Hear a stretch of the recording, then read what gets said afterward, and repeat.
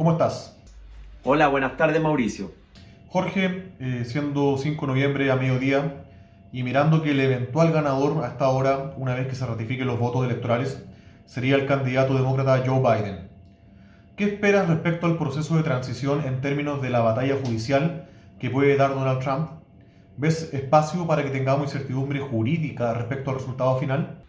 Veo que vamos a tener un espacio en los próximos días y semanas de incertidumbre porque la elección está siendo muy reñida, muy ajustada en los estados claves. Hasta hoy, día jueves, tenemos estados como Georgia, Nevada o incluso Arizona que están palmo a palmo disputándose los votos y ya Trump y su equipo jurídico han iniciado distintas acciones judiciales. En Wisconsin pidieron un recuento total de los votos, se ha pedido la detención de la votación en Michigan, lo mismo en Pensilvania, lo que anticipa que esto, que era una batalla electoral, en las urnas, se está trasladando a los tribunales y a toda la discusión comunicacional que da origen a esto.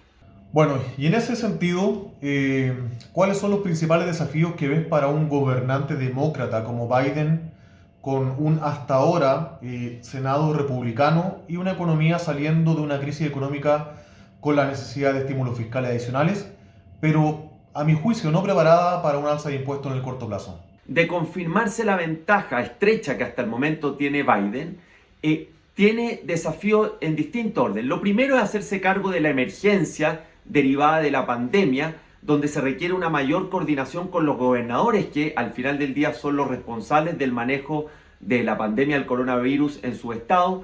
Estados Unidos está llegando a cerca de 10 millones de contagios y más de 230.000 muertos. Hay una emergencia que hacerse cargo y es lo primero que deberá asumir Biden en caso de transformarse en presidente. Y lo segundo es un desafío triple. Por una parte, el desafío político, porque hereda, y lo está demostrando esta elección, una sociedad americana profundamente dividida, una clase política muy polarizada y una división de esa sociedad que ya venía manifestándose, pero por el estilo de liderazgo de Trump se extremó. ¿Cómo entonces va a poder conducir el próximo presidente, en caso que sea Biden, esa polarización, esa división profunda?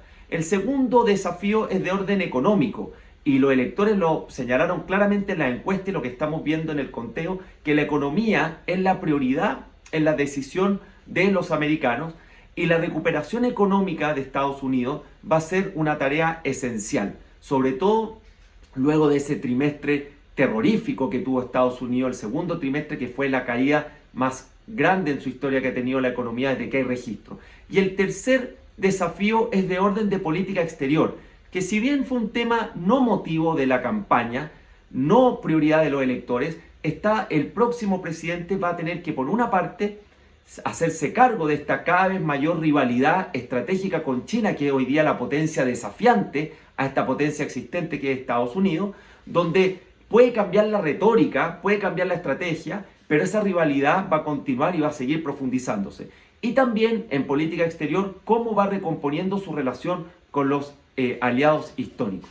Bueno, Jorge, y considerando lo anterior, y también más allá del tema económico, ¿dónde ves las principales fortalezas y debilidades de Biden?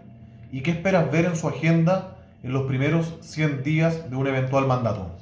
La principal fortaleza de Biden es su experiencia política. Tiene una experiencia pública de más de 40 años, donde fue vicepresidente enfrentando situaciones complejas como fue la crisis económica subprime del 2008, fue senador, presidió el Comité de Relaciones Exteriores, tiene amplias redes en el Capitolio y también amplias redes a nivel exterior. Por lo tanto, su mayor fortaleza es que es un ducho, una persona preparada en estas lides por la experiencia pública que lo antecede. Y su debilidad, muy conocida por todos, es su edad, que ya se acerca a los 80 años o que terminaría la segunda parte de su periodo sobre los 80 años, y eso podría eventualmente afectar la energía, la capacidad de conducir un país tremendamente complejo hoy día a nivel interno y con una serie de desafíos globales que le va a tocar al próximo presidente. Respecto de qué es lo que podemos esperar en sus primeros 100 días, lo más urgente es la emergencia. ¿Cómo va a replantear la estrategia para combatir la pandemia, que en Estados Unidos sigue teniendo niveles de contagios muy altos y estados que aún están en complicaciones para lidiar con el coronavirus. Y en materia económica, si algo se le reconoce al presidente Trump pre-pandemia, es que el desempeño económico de Estados Unidos exhibió buenos resultados. La tasa de desempleo más baja en 5 décadas, mercados financieros bollantes y una actividad económica que estaba exhibiendo buenas cifras. En parte, su reforma tributaria permitió dinamizar la economía y también Trump, siendo fiel a esa base republicana, inició una serie de acciones para desregular distintas industrias o distintos servicios en la economía. Entonces, Biden va a tener que ver cómo iniciar una recuperación económica sin generar probablemente medidas que desincentiven, estamos pensando en un alza de impuestos, por ejemplo, esa recuperación, pero también haciéndose cargo de la situación fiscal americana que tiene cada vez un mayor nivel de deuda pública y que se va a ver obviamente acentuado por el gran esfuerzo fiscal que ha tenido que hacer ese país para enfrentar la pandemia. ¿Y cómo ves la relación de Estados Unidos con el resto del mundo, en especial con los países emergentes, con este eventual cambio de gobernante? Trump impuso un estilo confrontacional que llenó de volatilidad a los mercados y en el neto, a mi juicio, favoreció a Estados Unidos. ¿Estás de acuerdo con esto? ¿Y ves que pasará lo contrario con Biden? Creo que la política exterior del presidente Trump tuvo una doctrina que le podríamos llamar la doctrina del abandono.